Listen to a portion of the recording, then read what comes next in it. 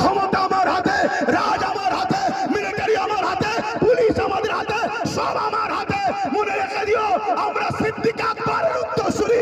আমাদের হাতে অস্ত্র নেই, আমাদের হাতে বোম নেই, আমাদের বন্দুক নেই, আমাদের সিএম নেই, আমাদের পিএম নেই, আমাদের এমএলএ মন্ত্রী নেই, কিন্তু মনে রাখবে আমাদের দিলে মুহাম্মদ রাসূলের ভালোবাসা, যেটাকে ঈমান বলা হয়। এই ঈমানের পাওয়ারে সেদিন আবু বকর সিদ্দিক বিজয় করেছে।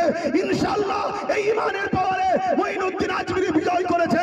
এই ঈমানের পাওয়ারে আগামী দিন আমরা এই জালিমদের বিরুদ্ধে লড়াই করে বিজয় লাভ ইনশাআল্লাহ করব।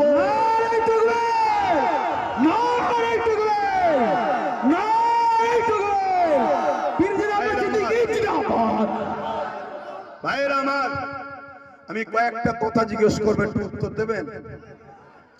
ওয়াকাফকে ভুলে গেছেন? আমার তো মনে হচ্ছে চাইলাম